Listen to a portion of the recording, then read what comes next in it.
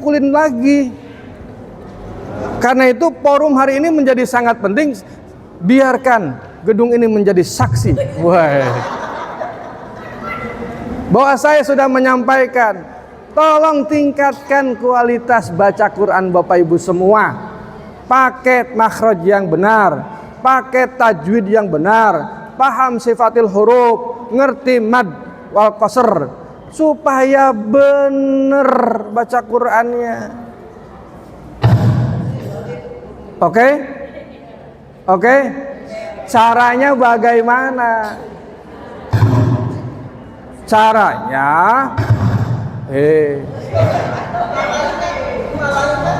malaikat lewat. Saya belum berteman dekat dengan Israel itu. Insyaallah. Caranya bagaimana? Caranya Bapak Ibu tolong baca Quran tiap hari di depan orang lain yang paham Quran. Saya ulangi. Caranya adalah Bapak Ibu baca Quran tiap hari di depan orang yang paham baca Quran. Kenapa? Karena ada virus yang menggejala. Kita itu sudah jadi guru. Karena sudah jadi guru pasti bisa dan pasti pinter. Nah, kata-kata pasti bisa dan pasti pinter itu adalah virus yang membuat orang tidak mau lagi belajar. Paham? Paham nggak? Iya nggak sih? Kita nih jadi guru nih, guru agama. Diomongin agama sama orang guru biologi, kesinggung nggak? Kesinggung. Lah itulah penyakit Bapak Ibu. Tidak mau melihat kebenaran dari orang lain. Itulah yang disebut dalam bahasa lain sombong. Merasa diri lebih. Dosa pertama di dunia bahkan di sorga adalah kesombongan. Siapa pelakunya? Pelakunya siapa? Hah? Dosa pertama di dunia ini bahkan di surga adalah sombong. Siapa pelakunya? Iblis. Jadi yang sombong itu Terus ada manusia ikut-ikutan sombong. Berarti dia mewarisi kesombongan. Kira-kira dari siapa? Lah, hubungan saling mewarisi berarti ada saudara atau? Lah kalau kita mewarisi kesombongan dari iblis, loh ya jangan-jangan iblis adalah sugan gitu, masih kerabat gitu ya. Bapak Ibu, saya mengajak mari baca Quran, gitu ya. Yang kedua, tadi yang pertama, baca Quran depan orang yang paham baca Quran. Yang kedua, tolong ngahanca. Tahu ngahanca nggak ngahanca? Apa? Hanca. Ngahanca tahu nggak ngahanca, Bu? Apa bahasa Indonesianya? Ya tadarus beda lagi. Kalau ngancap beda. Ngancap apa ngancap? Ngancap. Ya pokoknya gini.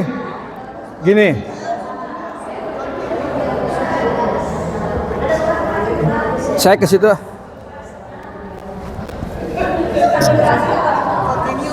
Biar lebih dekat ya. Wah.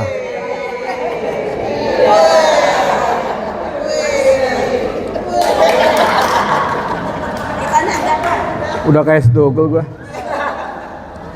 Ngahanca itu gini. Sekarang 2 ayat. Ya. Alif lam mim. Dzalikal kitabul la raiba fihi hudal lil muttaqin. Shadaqallahul azim. Salat zuhur. Buka lagi Qur'annya. Bismillahirrahmanirrahim. Apa tuh ayat ketiga? Alladzina yu'minuna bil ghaib wa yuqimuna sholata wa mimma razaqnahum yunfiqun. Shadaqallahul azim.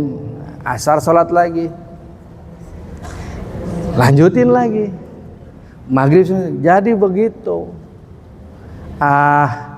Gak bisa Pak, gitu mah susah. Ya sudah, kalau nggak bisa, kapan waktu bisa buka Qur'annya? Habis maghrib, habis isya, habis subuh, habis zuhur, habis asar. Pak,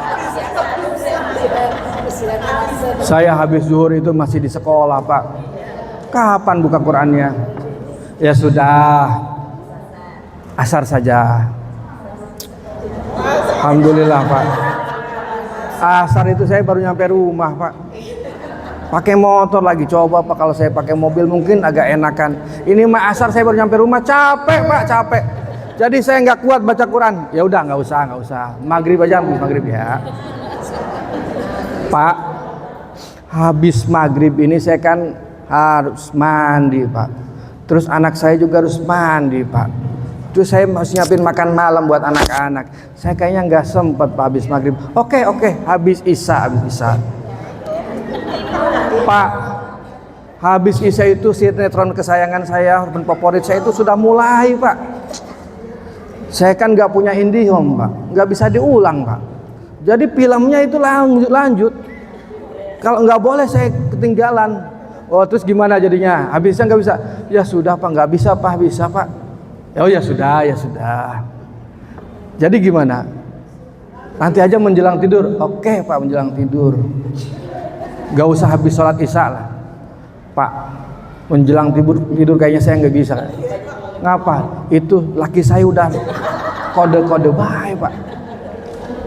Akhirnya gimana? Habis isya mau tidur kagak jadi Pak. Saya udah pakaian baju dinas Pak.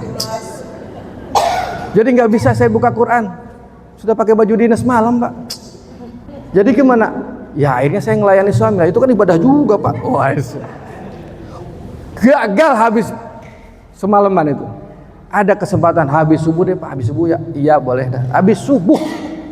Sudah sholat subuh. Pak, saya kalau nggak buru-buru ini bisa macet di jalan Pak.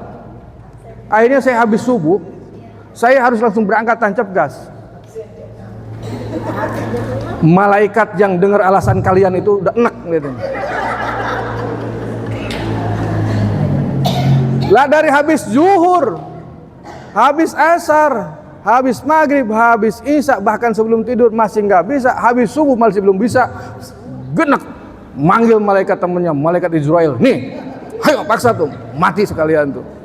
Mau begitu? Kalau udah mati malaikat Israel datang, benar-benar saya membaca Quran dah, kagak bisa. Betul Bu? Karena itu mari kita mulai bukan sebisanya, seharusnya kita paksakan.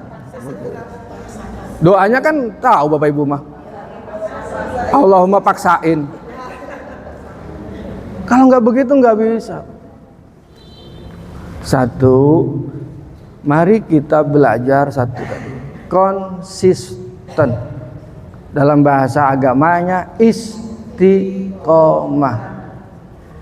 Ya Pak ya, istiqomah. Ikatan suami takut istri kalau beneran ini istiqomahnya, istiqomah. Konsisten. Bapak Ibu pasti sering menuntut muridnya untuk konsisten. Kenapa Bu? Kalau ada penelitian, anak-anak yang remaja sekarang, mereka yang berumur 15 tahun, berarti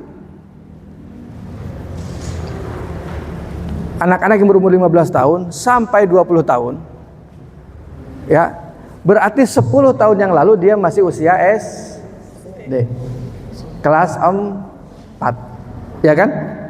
Kalau 10 tahun kelas 4 kan? Ya rata-rata 10 tahun kan? 10 tahun yang lalu Bapak Ibu sudah jadi guru agama belum di SD itu? Nah, ketika menemui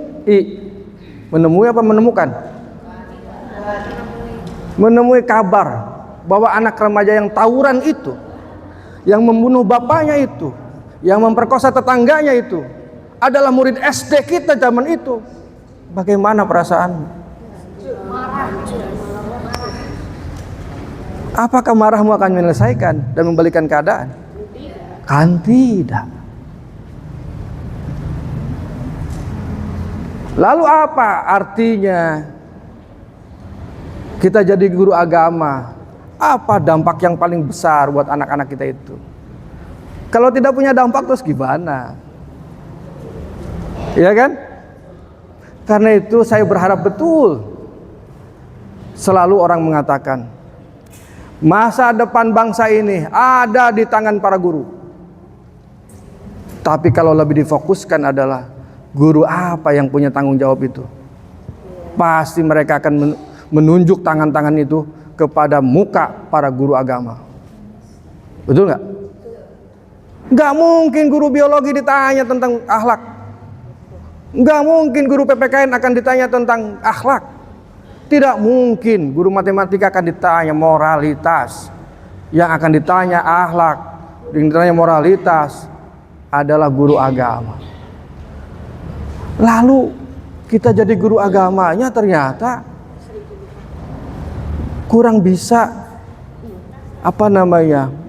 memberikan dampak. Karena itu saya mengajak melalui pertemuan ini, mari kita punya dampak gitu loh Bu. Ketika kita temui anak usia 20 tahun atau anak usia 25 tahun sudah menjadi orang yang berprestasi di tingkat internasional, ketika kemudian diumumkan dia sudah menjadi CEO, dia sudah menjadi orang sukses, dia sudah jadi programmer, dia sudah menjadi ustadz televisi, dia sudah menjadi apapun, dia menjadi sukses. Kabar itu nyampe ternyata sekolahnya waktu SD, gurunya adalah kita. Apa rasanya? Bangga. Tidak ada kebanggaan guru melebihi kebahagiaan guru melihat anak muridnya itu sukses. Betul Bu? Betul Bu? Betul kan? Maka mari kita bangun bangsa ini, bangun anak ini, bangun pendidikan ini, agar suatu saat ada kabar yang menggembirakan. Anak-anak didik kita ternyata jadi orang yang sukses. Begitu ya? Betul nggak? Sepakat? Kira-kira sekarang masih mau jadi guru model lama atau dengan semangat baru? Agar hari ini ada manfaatnya. Kalau ditanya malaikat, Asep Jailani, kamu sudah nyampein belum kepada guru-guru yang ditampun? Sudah. Terus kamu bilang apa? Saya bilang suruh baca Quran. Oh bagus, kata malaikat. Terus kamu bilang apa lagi? Saya suruh dia untuk meningkatkan kualitas diri. Oh bagus. Akhirnya saya terbebas dari malaikat. Alhamdulillah. Silahkan kasih Pais duluan ke surga. Berikutnya ada guru dari Tambun. Wah, Tambun nih gurunya. Siapa namamu? Wah. Pulan. Wah. Saya nggak enak kalau nyebut nama. Kalau orang lain nggak mau saya. Kamu, murid-murid kamu kok jadi kriminal semua? Yang satu tawuran, bacok kepala orang. Yang satu pelecehan seksual. Yang satu zina sama istri orang. Mana prestasimu? Dia mau gini. Oh malaikat digedik. Apa nanti? Kenapa? Karena Saya mau tanya nih, Bapak Ibu jadi guru agama bangga nggak sebenarnya? Bangga Bu? Bangga nggak Bu? Bangga nggak Pak? Kenapa Bapak bangga? Kenapa harus bangga? Saya percaya sampai hari ini orang dimanapun masih menghormati agama. Satu, apalagi di Indonesia masih memuliakan agama. Benar nggak? Bahkan orang yang tidak biasa taat agama pun, ketika agamanya diusik, dia pasti akan paling depan membela agamanya. Itu bukti bahwa agama dihormati. Nah sekarang agama itu ada di pundak kita. Kalau istilah kata kita manggul, yang kita bawa ini agama. Orang pada hormat gak?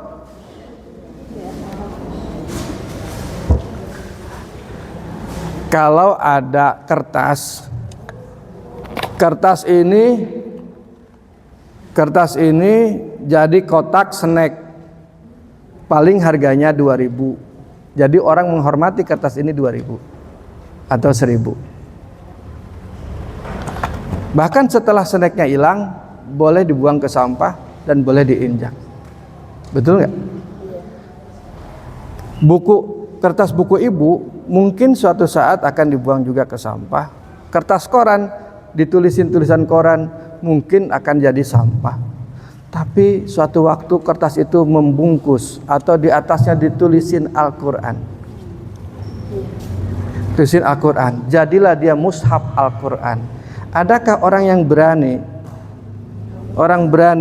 membuangnya? Adakah orang yang berani menginjaknya?